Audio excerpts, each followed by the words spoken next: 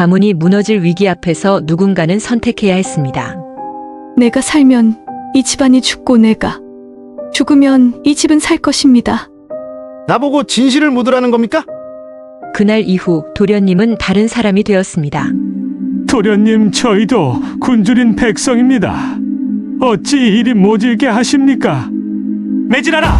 이 자들은 이 마을에 설 자리가 없다!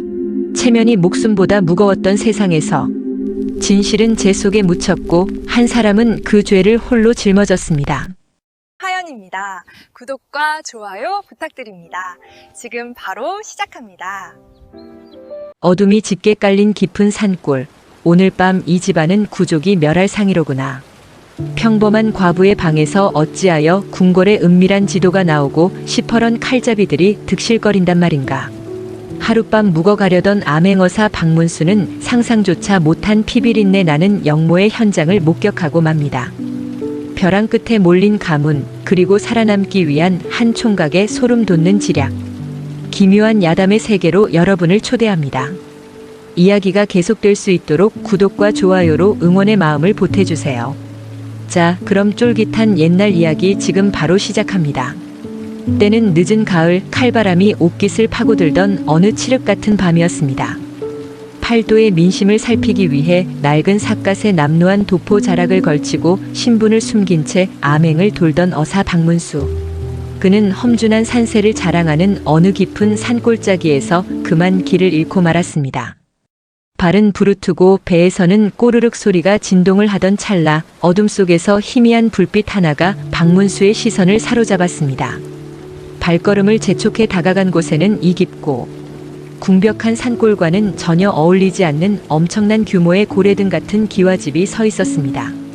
하지만 으리으리한 겉모습과는 달리 집안에는 사람의 온기라고 느껴지지 않았고 마치 거대한 무덤처럼 기괴한 정적만이 흐르고 있었지요. 조심스레 대문을 두드리자 얼마 지나지 않아 한 젊은 총각이 문을 열고 나타났습니다. 창백한 얼굴에 수심이 가득해 보였지만 이목구비가 뚜렷하고 기품이 넘치는 양반가의 자제였습니다. 지나가던 과객이옵니다. 산중에서 길을 잃어 꼼짝없이 얼어 죽게 생겼으니 부디 하룻밤 이슬만 피하게 해주실 수 있겠습니까? 행색은 영락없는 거지였건만 총각은 박문수를 위아래로 훑어보더니 이내 따뜻한 미소를 지으며 선뜻 안채로 안내했습니다. 그리고 잠시 후 박문수의 앞에는 입이 떡 벌어질 만한 진수성찬이 차려졌습니다. 김이 모락모락 나는 하얀 쌀밥에 산의 진미가 가득한 고기 반찬, 그리고 따뜻한 청주까지.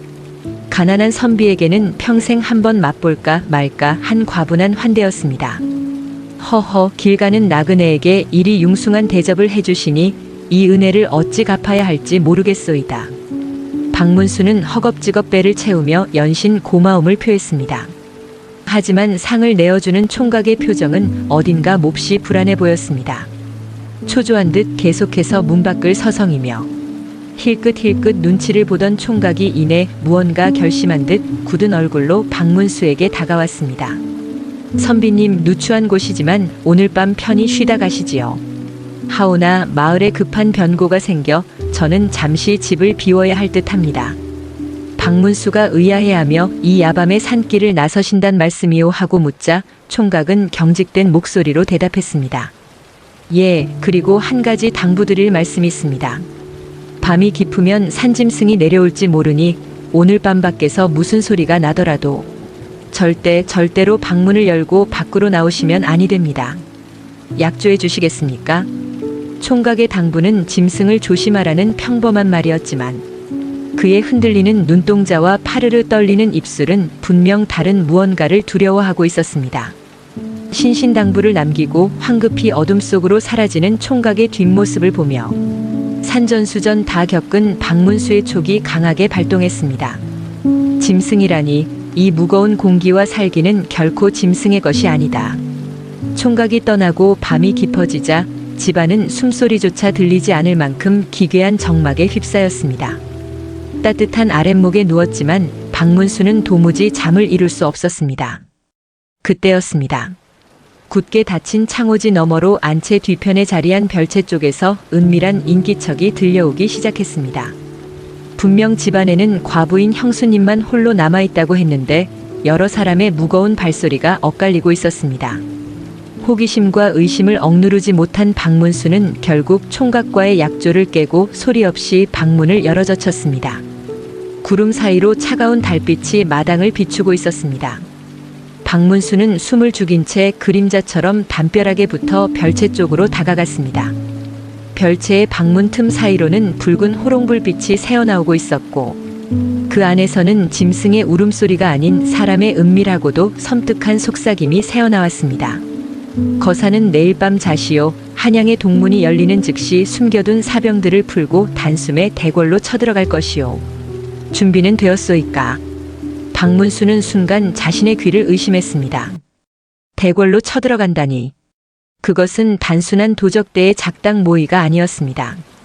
왕의 목을 치고 나라를 뒤엎으려는 대역죄, 바로 끔찍한 영모의 계획이었습니다.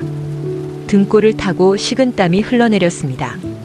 조심스레 침을 삼킨 박문수는 떨리는 손으로 문풍지의 작은 구멍을 뚫고 방 안을 엿보았습니다. 방 안의 광경은 그야말로 충격 그 자체였습니다. 수건으로 얼굴을 가린 험상궂은 사내들이 날이 시퍼렇게 선 칼을 허리에 찬 채 둘러앉아 있었고 그 중심에는 놀랍게도 이 집안의 안주인이자 총각의 형수인 젊은 과부가 비장한 표정으로 지도를 내려다보고 있었습니다. 우리 가문의 명운이 걸린 일이다. 폭군을 몰아내고 새 세상을 열 때까지 누구 하나 살아남을 생각은 마라. 가녀린 과부의 입에서 나온 서늘한 반역의 선포. 피바람이 코앞까지 다가온 그 순간 모든 것을 목격한 암행어사 박문수의 눈빛에 시퍼런 서리빨이 맺혔습니다. 내 이놈들 감히 어느 안전이라고 반역을 꾀하느냐. 벼락 같은 호통과 함께 방문이 산산조각 나며 부서졌고 이 가문이 끔찍한 비극이 마침내 그 서막을 올렸습니다. 내 이놈들 감히 어느 안전이라고 반역을 꾀하느냐. 박문수의 벼락 같은 호통과 함께 굳게 닫혀있던 별채의 방문이 산산조각 나며 마당으로 고꾸라졌습니다. 칠흑 같은 어둠을 찢어발기는 추상 같은 일깔에 방 안은 순식간에 얼음장처럼 얼어붙었습니다. 호롱 불빛 아래로 번쩍이는 시퍼런 칼날들이 일제히 박문수를 향했고 검은 복면을 한 사내들의 눈빛에는 당황함과 살기가 교차했습니다. 하지만 박문수는 한치의 물러섬도 없이 그 흉흉한 칼끝을 마주하며 품속에서 번쩍이는 쇳덩이를 꺼내 높이 치켜들었습니다. 암행어사 출두야. 달빛을 받아 차갑게 빛나는 5마리의 말이 새겨진 마패. 그것은 곧 왕의 눈이자 피할 수 없는 국법의 철퇴를 의미했습니다. 그 쇳덩이 하나가 뿜어내는 위압감은 수십 자루의 칼보다 더 날카롭고 무거웠습니다. 방 안을 가득 채웠던 역도들의 기세는 마패를 확인한 순간 풍비박산 나고 말았습니다. 어사다. 암행어사가 나타났다. 사방이 포위된 줄로만 안 사내들은 혼비백산하여 손에 들고 있던 궁궐 지도와 밀서마저 내팽개친 채 별채의 뒷문과 창문을 부수고 어둠 속으로 뿔뿔이 흩어져 도망치기 시작했습니다. 박문수가 재빨리 방 안으로 뛰어들었지만 날랜 역도들은 이미 담장을 넘어 깊은 산속으로 자취를 감춘 뒤였습니다. 아수라장이 된 방 안 나뒹구는 촛대에서 흘러나온 불길이 바닥을 그을리고 있는 그곳에는 오직 단 한 사람만이 꼿꼿하게 남아 있었습니다. 바로 대역죄의 주모자이자 이 집안의 젊은 과부였습니다. 도망치기를 포기한 과부는 싸늘하게 식은 눈으로 박문수를 노려보았습니다. 그 눈동자에는 두려움이 아니라 멸문지화를 피할 수 없게 된 자의 깊은 절망과 지독한 도끼가 서려 있었습니다. 영모는 구족을 멸하는 대역죄. 자신이 살아서 의금부로 끌려가는 순간 어둠 속으로 사라진 시동생은 물론이고 이름 모를 친척들까지 모두 형장의 이슬로 사라질 것이 불보듯 뻔했습니다. 과부는 치마폭에 숨겨두었던 작은 은장도를 꺼내 드는가 싶더니 칼끝이 아닌 칼자루 끝에 교묘하게 숨겨져 있던 독약을 망설임 없이 자신의 입안으로 털어넣었습니다. 멈추어라. 이 무슨 짓이냐. 박문수가 다급히 손을 뻗어 과부의 팔을 쳐냈지만 이미 늦은 뒤였습니다. 독약은 끔찍할 만큼 맹렬하게 몸속으로 퍼져나갔습니다. 과부의 입에서 검붉은 피가 왈칵 쏟아져 나왔고 그녀는 단 한마디의 비명도 지르지 못한 채 영모의 증거들이 나뒹구는 방바닥으로 쓰러졌습니다. 숨을 헐떡이며 마지막까지 박문수를 노려보던 여인의 두 눈이 마침내 초점을 잃고 허공을 향해 멈추었습니다. 박문수는 충격에 휩싸여 그 자리에 굳어버렸습니다. 영모를 막아내기는 했으나 주동자가 눈앞에서 자결해버렸으니 이제 남은 것은 이 참혹한 피바다와 방 안가득 흩어진 영모의 흔적들 뿐이었습니다. 날이 밝는 대로 고을의 관아에 사람을 보내 군졸들을 불러와야겠다고 생각하며 박문수는 무거운 숨을 내쉬었습니다. 바로 그때였습니다. 열린 대문 너머로 무거운 발소리가 들려오기 시작했습니다. 마을에 급한 변고가 생겼다며 밤길을 나섰던 총각, 바로 이 집안의 주인이자 죽은 과부의 시동생이 돌아온 것입니다.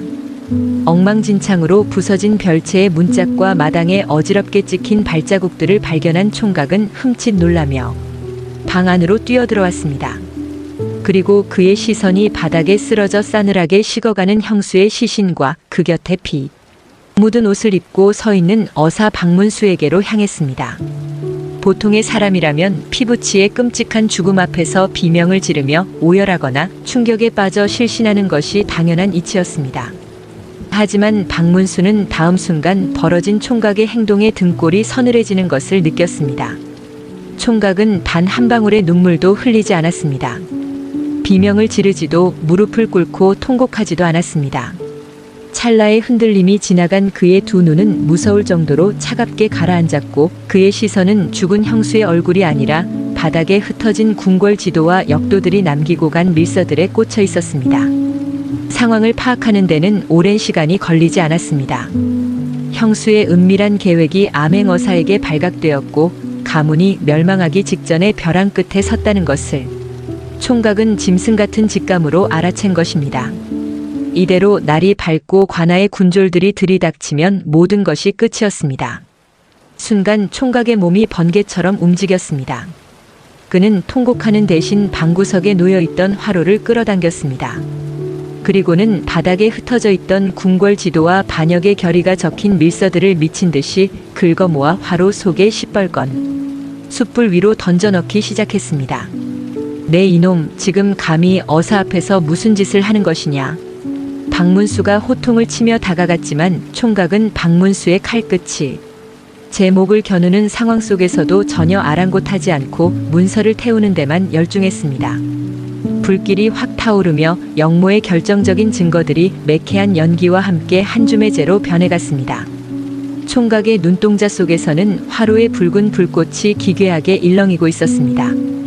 증거들을 모두 불태운 총각은 그제야 바닥에 뒹구는 칼과 복면들을 주워 방구석 깊숙한 괴짝 속에 쑤셔넣고 자물쇠를 채웠습니다. 그러고는 죽은 형수의 곁으로 다가가 수건으로 그녀의 입가에 묻은 붉은 피를 정성스럽게 닦아내기 시작했습니다. 흐트러진 머리칼을 단정히 넘겨주고 옷고름을 반듯하게 여며주는 그 손길은 기이할 정도로 침착하고 섬세했습니다.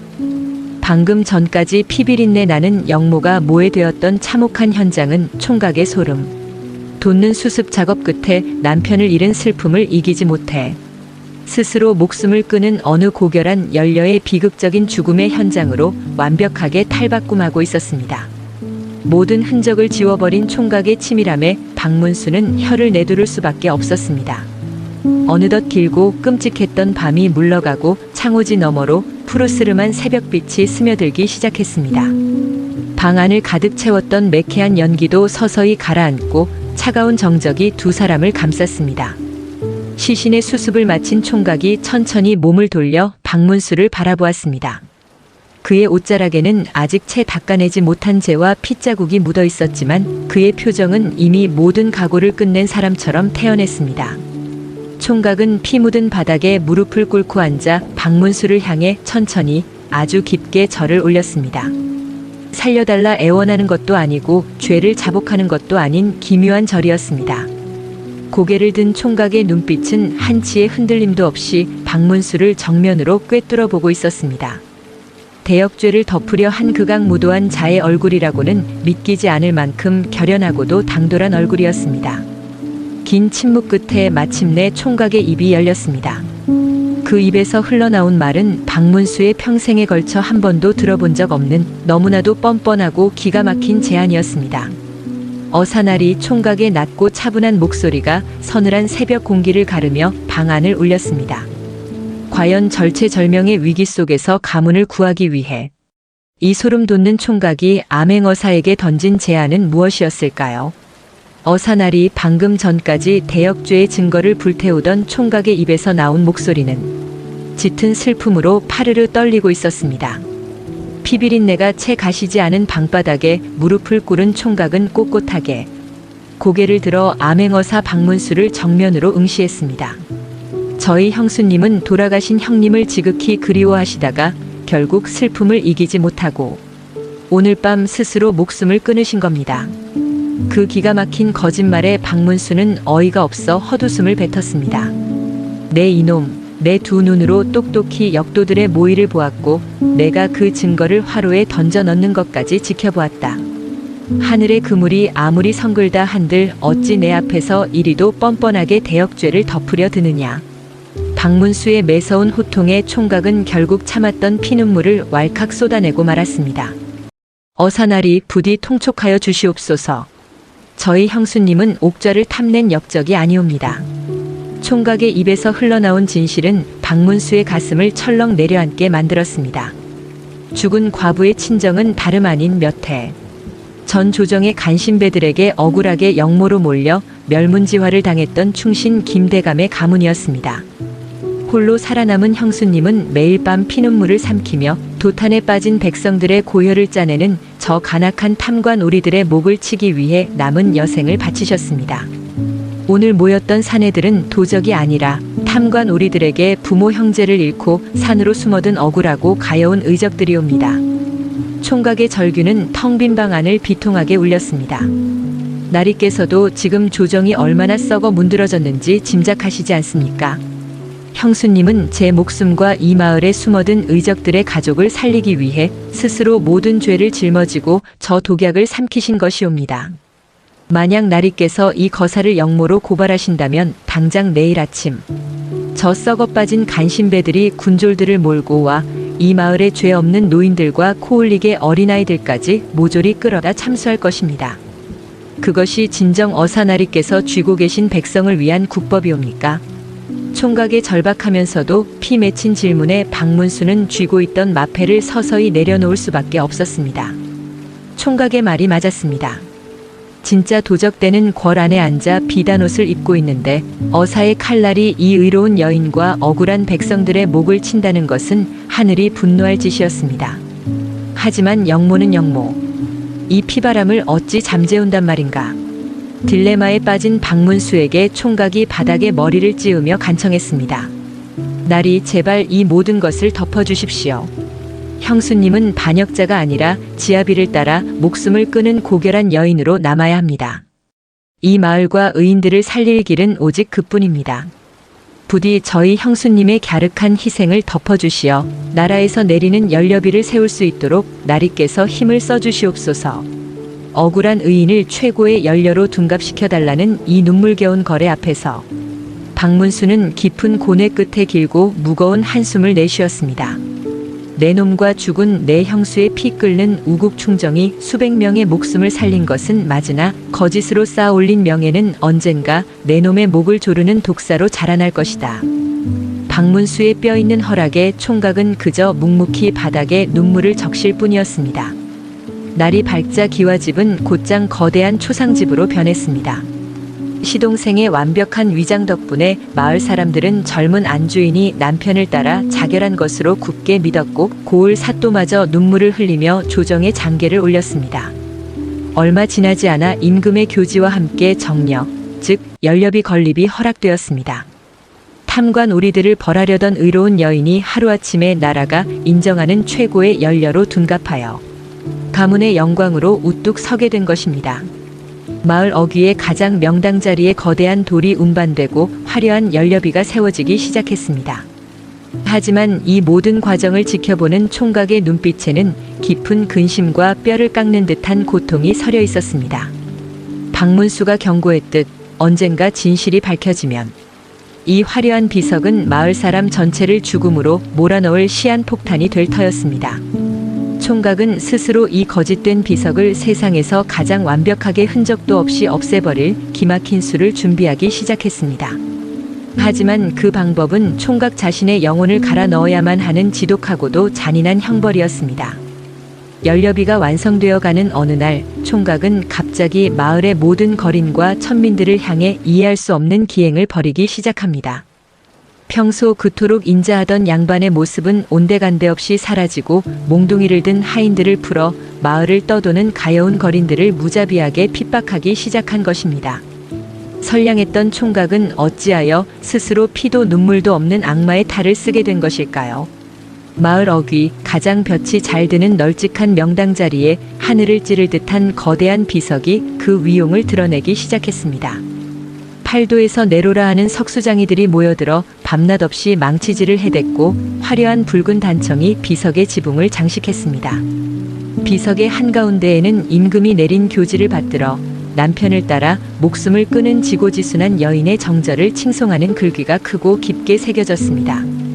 마을 사람들은 앞다투어 비석 앞에 모여들어 절을 올리며 우리 고을에 하늘이 내린 연려가 탄생했다며 자랑스러움을 감추지 못했습니다. 하지만 그 화려한 칭송과 환호의 이면에서 어사 박문수만이 영모의 피비린내를 덮고 선 그 가짜 비석을 보며 참담하고 씁쓸한 입맛을 다실 뿐이었습니다. 그런데 연려비가 그 화려한 자태를 완성해 갈수록 죽은 과부의 시동생인 젊은 총각의 행동이 기이하게 변하기 시작했습니다. 평소 마을의 가난한 이웃들에게 곳간을 열어주고 지나가는 헐벗은 길손에게 따뜻한 국밥을 내어주던 그 인자하고 너그러운 양반의 모습은 하루아침에 온데간데 없이 사라져버렸습니다. 대신 그의 눈빛에는 가문의 영광에 흠뻑 취해 눈에 뵈는 것이 없는 오만함이 자리 잡았고 사람을 벌레 보듯 하는 폭군의 흉포함만이 번뜩였습니다. 연료비 건립을 전후로 총각은 건장한 하인들에게 몽둥이를 쥐어주며 마을을 떠도는 거린들과 천민들을 가혹하게 핍박하기 시작했습니다.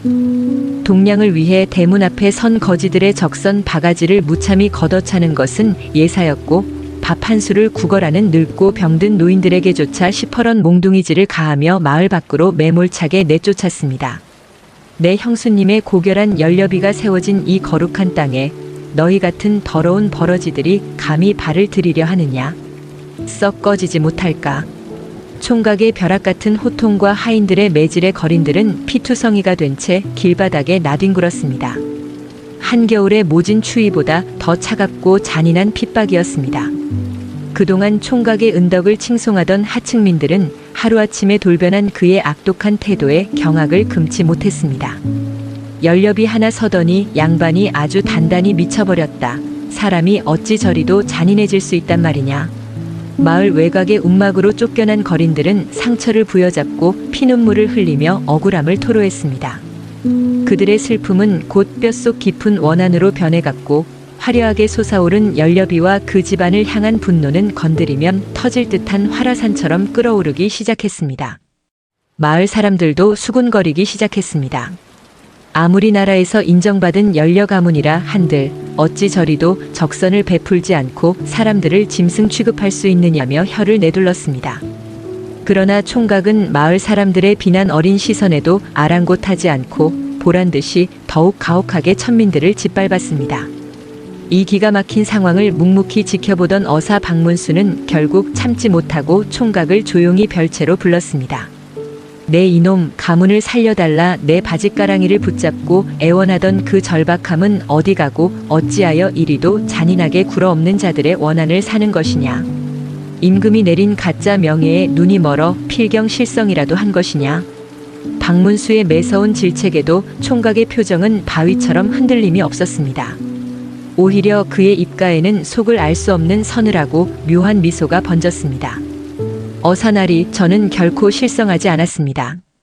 오히려 그 어느 때보다 맑은 정신으로 저희 가문이 진정으로 살아남을 길을 닫고 있는 중이옵니다. 박문수는 등골을 타고 오르는 섬뜩함을 느꼈습니다. 가문이 진정으로 살아남을 길이라니. 원한을 사서 사람들을 핍박하는 것이 어찌 가문을 살리는 길이 될 수 있단 말인가.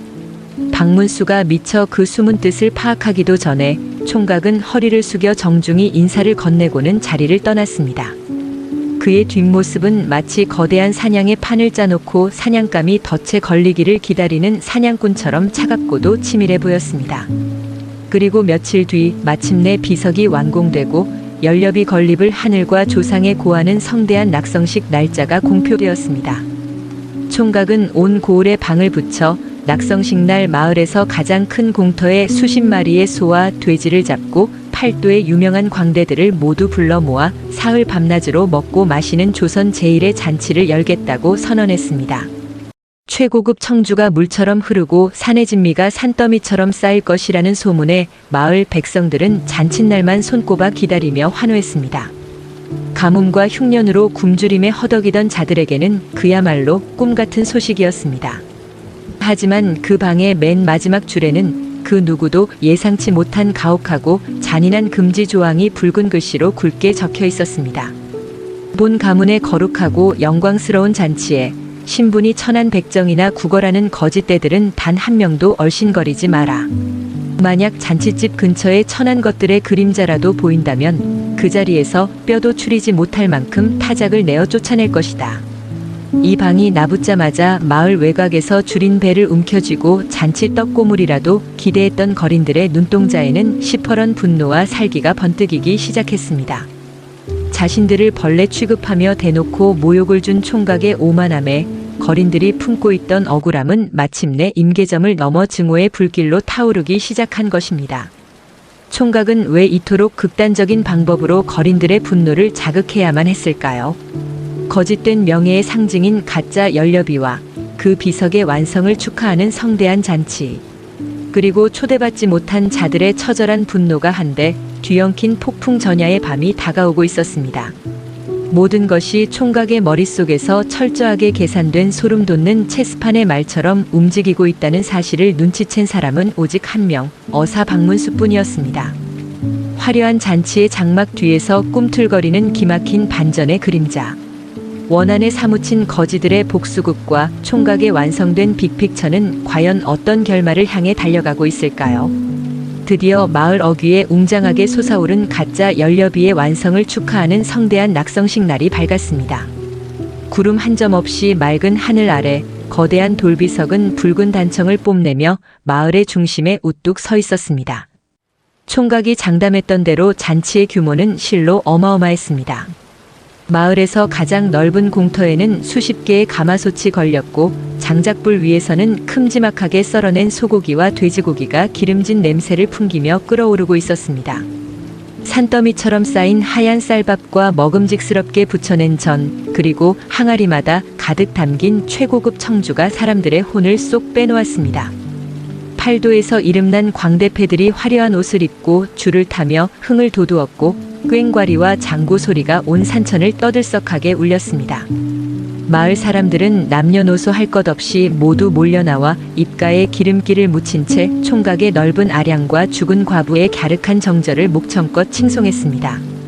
아이들은 고기 산적을 양손에 쥐고 마당을 뛰어다녔고 어르신들은 술잔을 부딪히며 우리 고을에 이토록 훌륭한 양반 가문이 있다는 것은 하늘의 축복이라며 칭찬을 아끼지 않았습니다.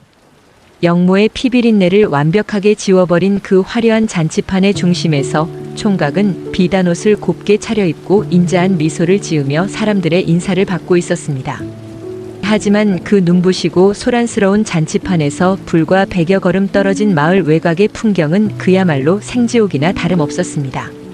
며칠째 굶주림에 시달리던 마을의 거린들과 떠돌이 천민들은 뼈가 앙상하게 드러난 몸을 웅크린 채 잔치판에서 풍겨오는 고기 냄새를 맡으며 미친 듯이 침을 삼키고 있었습니다.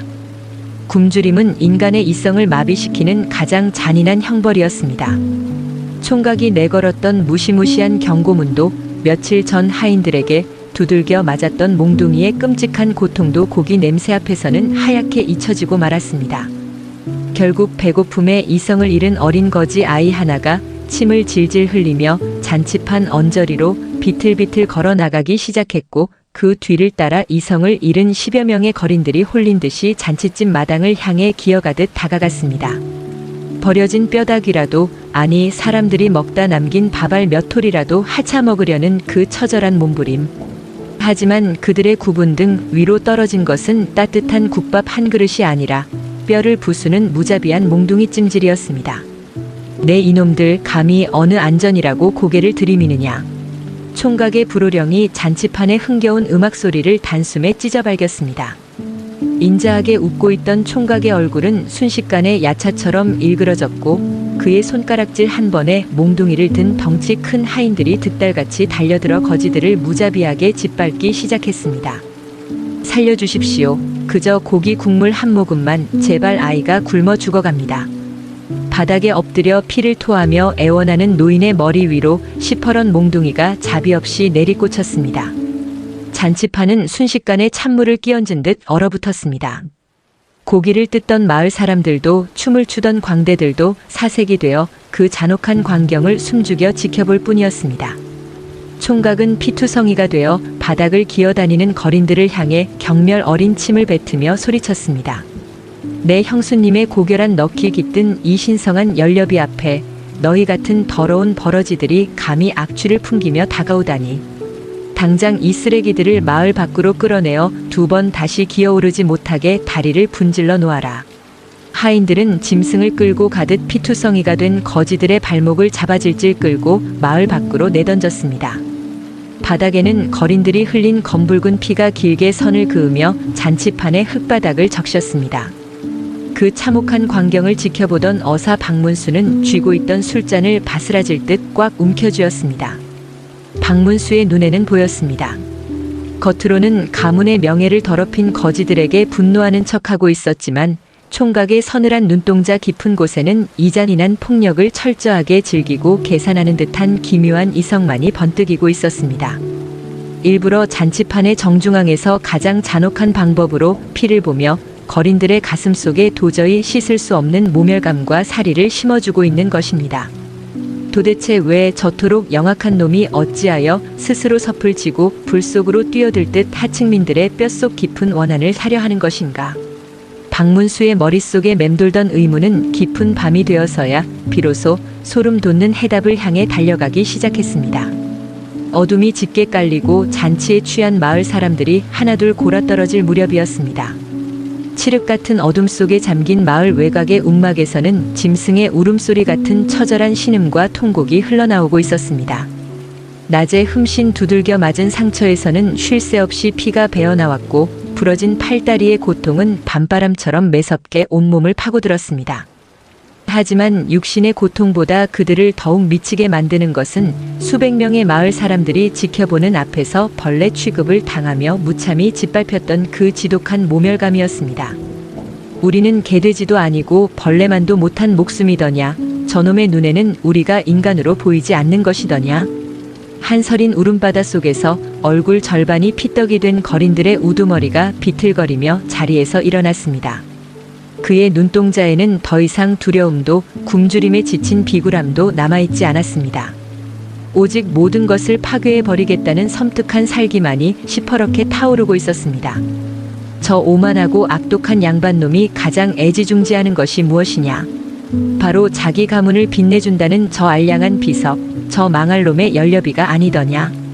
우두머리에 갈라진 목소리에 움막 안에 있던 수십 명의 거린들이 일제히 고개를 들었습니다. 우리가 이대로 굶어 죽고 맞아 죽을 바에야 저놈의 심장에 가장 고통스러운 비수를 꽂고 죽자. 저들이 신주단지 모시듯 핥고 빠는 저 비석을 우리 손으로 가루를 내고 잿더미로 만들어버리는 거다. 우두머리의 말이 떨어지기가 무섭게 거린들의 눈빛이 일제히 야차처럼 변했습니다.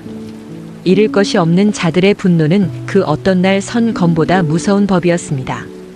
부러진 다리를 질질 끌며 피 묻은 붕대를 감은 손으로 그들은 너나 할 것 없이 마른 장작과 집단 그리고 불씨를 챙겨들기 시작했습니다. 하늘조차 숨을 죽인 듯 구름 사이로 달빛마저 자취를 감춘 칠흑 같은 밤. 수십 명의 거짓대가 원귀처럼 어둠 속을 기어 잔치판이 끝난 마을 공터를 향해 소리 없이 전진하기 시작했습니다. 그들의 표적은 오직 하나, 밤하늘을 향해 거만하게 솟아있는 붉은 단청의 연료비였습니다. 그 같은 시각 모두가 잠든 기와집 안채에서 총각은 홀로 깨어 창문을 활짝 열어둔 채 어두운 마당을 응시하고 있었습니다. 그의 무릎 위에는 차갑게 식은 청주 한 잔이 놓여 있었고 그의 얼굴에는 그 어느 때보다 평온하고 홀가분한 미소가 번져 있었습니다. 마치 오랫동안 기다려온 거대한 사냥의 끝을 앞둔 포수처럼 그는 숨을 죽이고 마을 어귀에서 피어오를 붉은 꽃을 기다리고 있었습니다. 영모의 증거를 덮기 위해 세운 거짓된 명예, 그리고 그 명예를 스스로 부수기 위해 설계된 치밀하고도 잔혹한 도발. 마침내 거지들의 손에 들린 횃불이 어둠을 찢고 연료비를 향해 내던져지기 직전이었습니다. 칠흑 같은 어둠이 무겁게 내려앉은 삼경의 밤.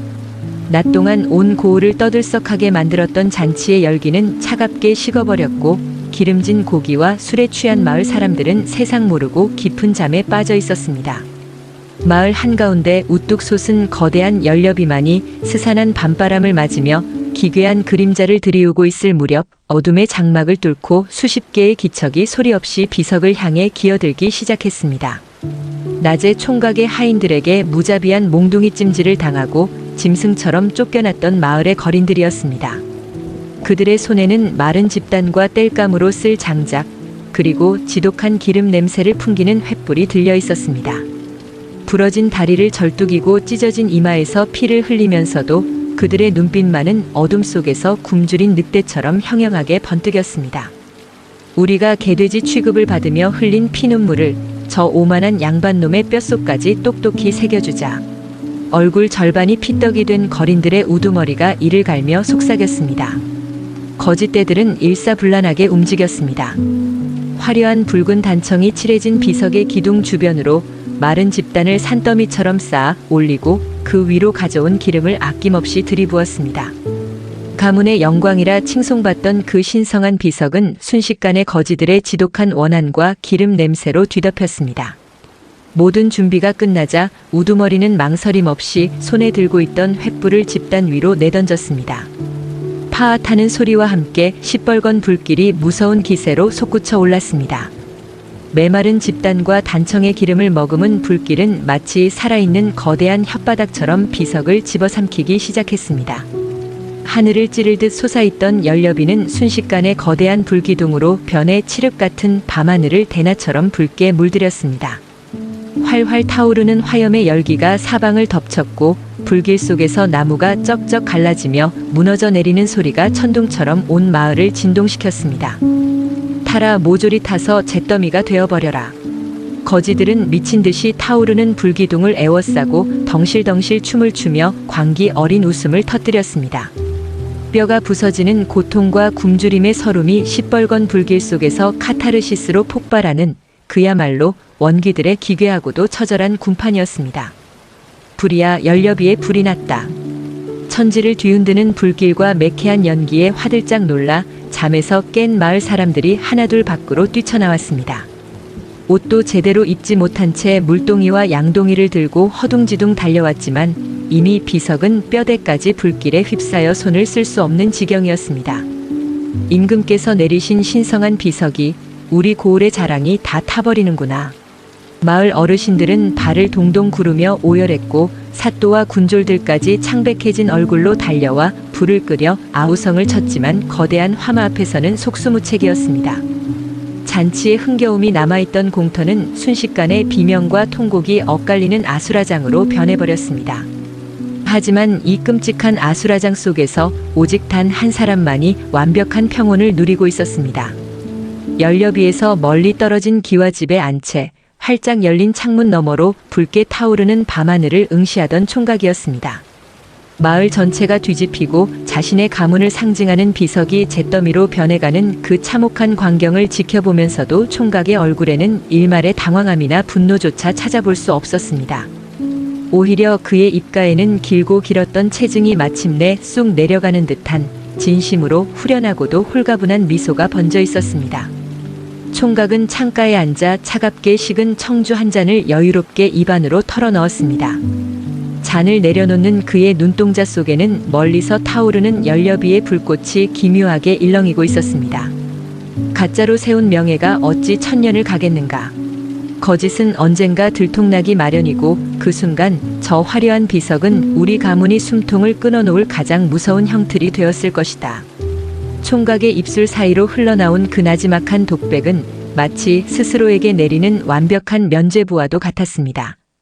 영모의 피비린내를 덮기 위해 어사 박문수를 협박하여 연료비를 세웠지만 총각은 처음부터 그 비석을 남겨둘 생각이 추호도 없었습니다.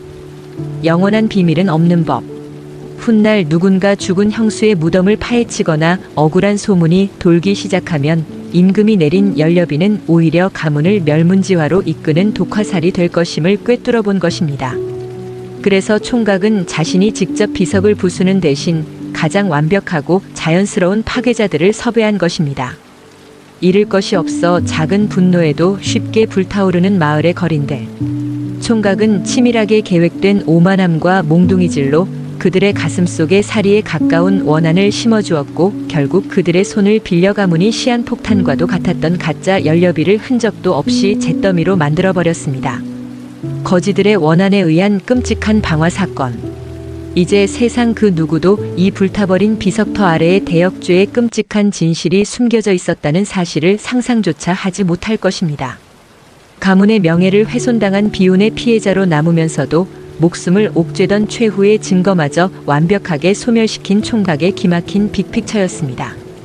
그 소름 돋는 진실을 깨달은 것은 어둠 속에서 묵묵히 총각의 뒷모습을 지켜보고 있던 어사 박문수뿐이었습니다.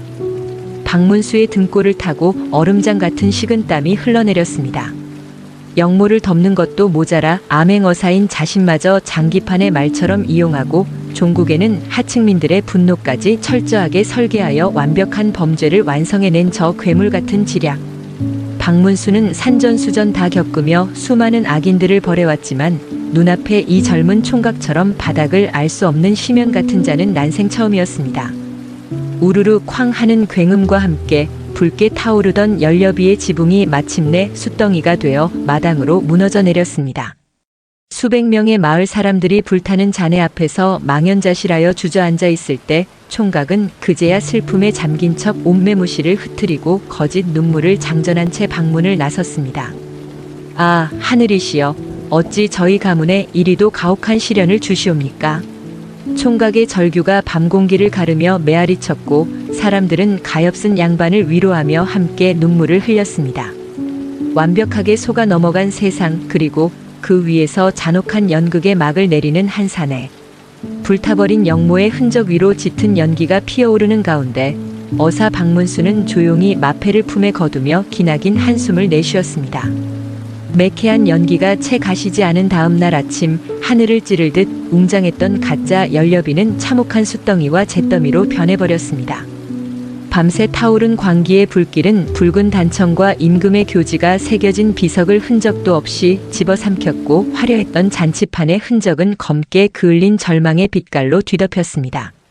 날이 밝자마자 참상을 확인한 마을 사람들은 비석의 잔에 주위로 몰려들어 가슴을 치며 통곡했습니다. 아, 하늘도 무심하시지. 어찌 이토록 고결한 가문에 이런 끔찍한 날벼락을 내리신단 말인가. 사람들은 숟가루를 뒤집어 쓴 채 오열했고 뒤늦게 달려온 고을 사또는 사색이 되어 노발대발했습니다. 당장 이 천인 공노할 짓을 저지른 방화범들을 모조리 잡아들여 능지처참을 하리라. 사또의 불호령에 군졸들이 온 산을 뒤져 간밤에 불을 지르고 도망치던 거린들을 포박해 관하로 끌고 갔습니다. 하지만 그 누구도 심지어 매를 맞으며 옥에 갇힌 거린들조차 자신들이 거대한 장기판의 말거리로 철저하게 이용당했다는 사실을 알지 못했습니다. 거린들은 그저 자신들을 벌레 취급한 오만한 양반에게 복수했다고 굳게 믿으며 도끼를 뿜어냈고 마을 사람들은 천한 것들의 시기 질투가 신성한 비석을 망쳤다며 분노할 뿐이었습니다. 이 모든 완벽한 착각의 한가운데서 총각은 조선 팔도에서 가장 비극적인 피해자의 얼굴을 한 채 잿더미 앞에 털썩 주저앉았습니다. 형수님, 제가 불효하여 형수님의 거룩한 넋을 지켜드리지 못했습니다. 차라리 저를 데려가시옵소서. 총각은 땅을 치며 피를 토하듯 오열했고 그 처절한 울음소리에 사또와 백성들은 함께 눈물을 훔치며 불쌍한 양반을 위로하기 바빴습니다.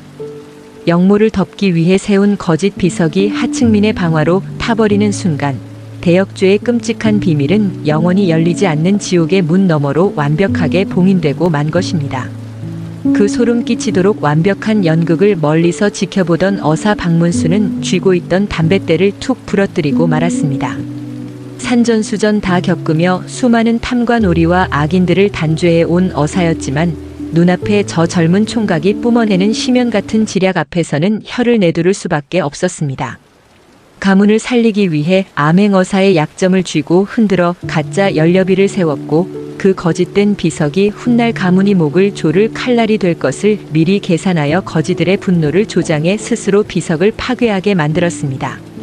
그리고 종국에는 온 고을의 동정표를 한몸에 받는 완벽한 피해자로 거듭난 저 짐승 같은 사내. 박문수는 더 이상 이 미쳐버린 촌국을 지켜볼 수가 없었습니다. 시신을 거두는 척하며 무리의 뒤편으로 물러나 있던 총각의 등 뒤로 박문수가 조용히 다가갔습니다. 내 놈의 그 무서운 연극은 이제 끝이 났느냐.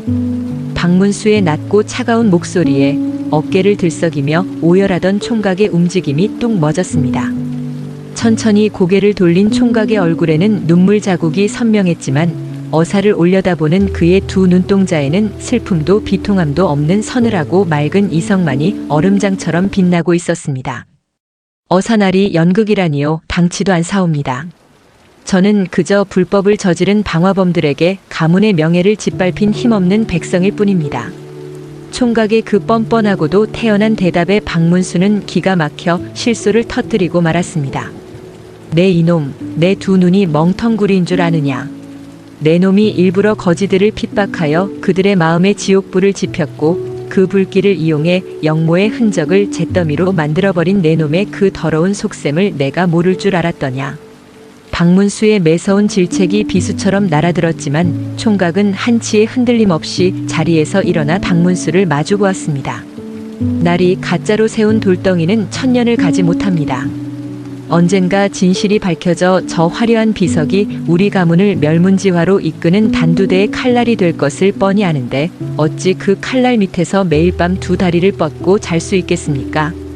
저는 그저 내 가족의 목통으로 떨어질 칼날을 미리 치워버렸을 뿐입니다. 이것이 제가 이 지옥 같은 세상에서 가문을 지키고 살아남는 방식이옵니다. 총각의 고백은 변명도 회개도 아니었습니다. 그것은 오직 핏줄을 지키기 위해 기꺼이 악마의 지혜를 빌린 한 인간의 소름 돋는 생존 선언이었습니다. 박문수는 마패가 든 품속의 손을 부들부들 떨었습니다. 당장이라도 마패를 꺼내 들고 저 요망한 입을 찢어발기고 싶었으나 이미 세상의 모든 명분과 증거는 저 잿더미 속으로 영원히 사라져버린 뒤였습니다. 만약 여기서 총각을 압송한다 한들 죽은 과부가 영모를 꾸몄다는 증거는 단 하나도 남아있지 않았고 오히려 박문수 자신이 죄 없는 연려 가문을 무고하는 미치광이 어사로 몰릴 판국이었습니다. 박문수는 깊고 무거운 한숨을 토해내며 서서히 잡고 있던 마패를 놓았습니다. 법망으로 얽어맬 수 없는 완벽한 악 혹은 완벽한 생존자. 박문수는 결국 패배를 인정할 수밖에 없었습니다. 그래, 내 놈의 그 잔혹한 지략이 결국 가문을 살려내고 나를 이겼다. 허나 명심하거라. 내 놈이 피와 거짓으로 쌓아올린 이 잿더미 위의 평화가 과연 죽는 날까지 내 놈의 영혼을 구원할 수 있을지는 하늘만이 알 것이다. 두 번 다시 내 눈앞에 띄지 마라. 그때는 국법이 아니라 내 칼이 내 놈의 목을 칠 것이니. 박문수의 서늘한 마지막 경고를 끝으로 두 사람 사이에는 팽팽한 활시위 같은 침묵이 흘렀습니다. 총각은 묵묵히 허리를 굽혀 깊은 절을 올렸고 박문수는 더 이상 뒤돌아보지 않은 채 매캐한 연기가 피어오르는 기와집을 빠져나왔습니다. 멀어지는 박문수의 뒷모습을 바라보며 총각은 그제야 길고 긴 안도의 한숨을 내쉬었습니다.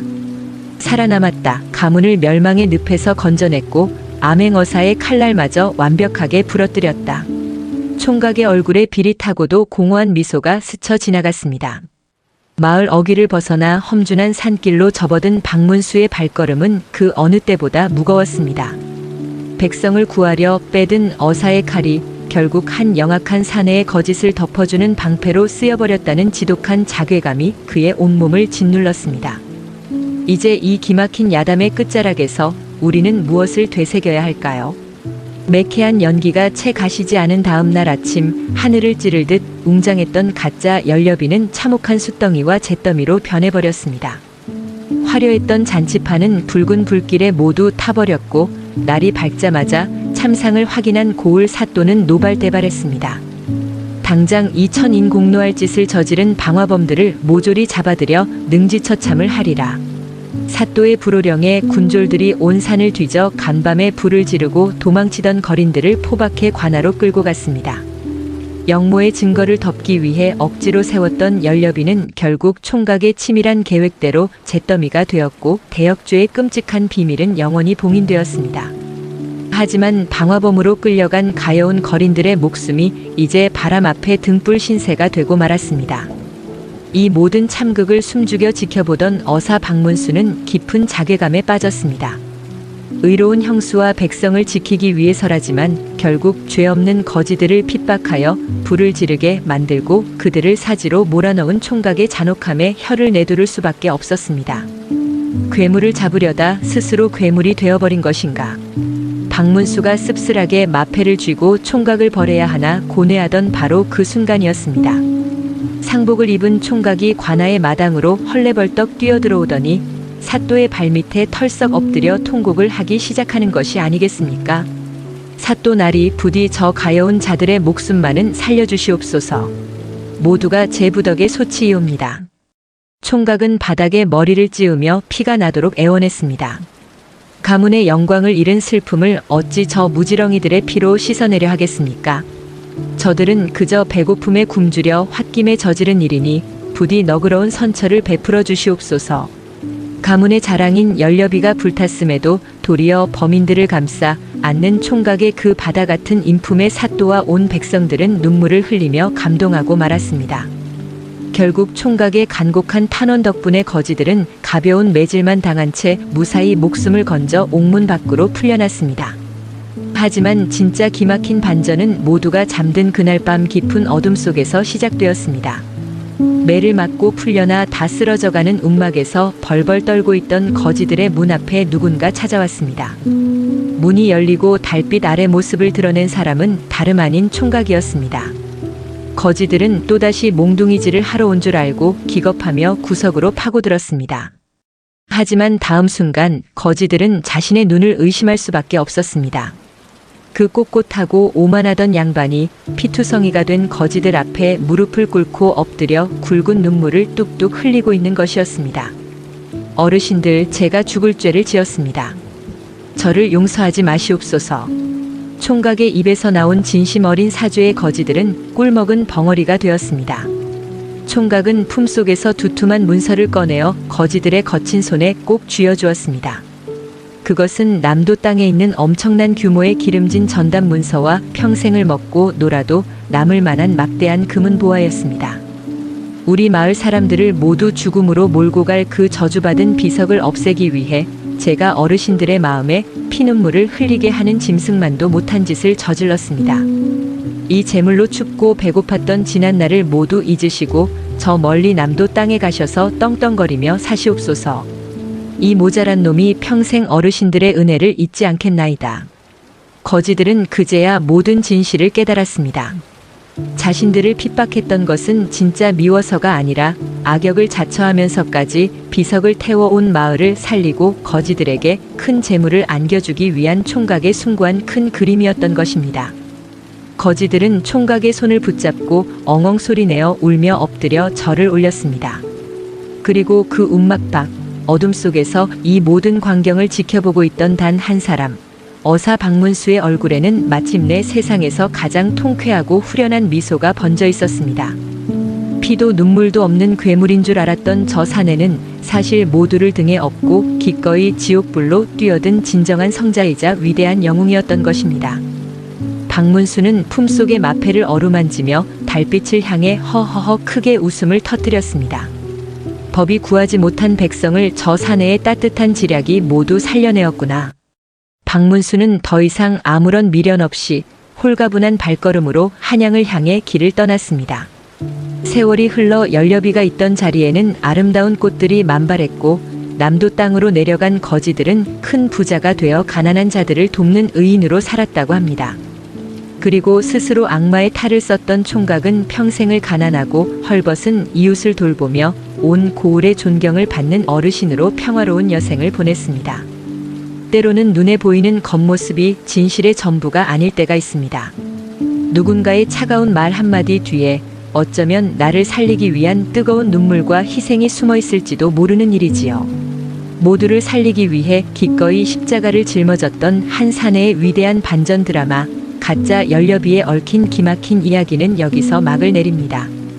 가슴이 뻥 뚫리는 시원한 사이다와 진한 감동을 느끼셨다면 화면 아래에 있는 구독과 좋아요 버튼을 꼭 눌러주십시오. 구름 야담은 앞으로도 여러분의 인생의 위로와 재미를 전해드릴 더 깊고 맛깔나는 옛날 이야기로 찾아오겠습니다. 늘 건강하시고 평안하십시오. 끝까지 함께 해주셔서 고맙습니다.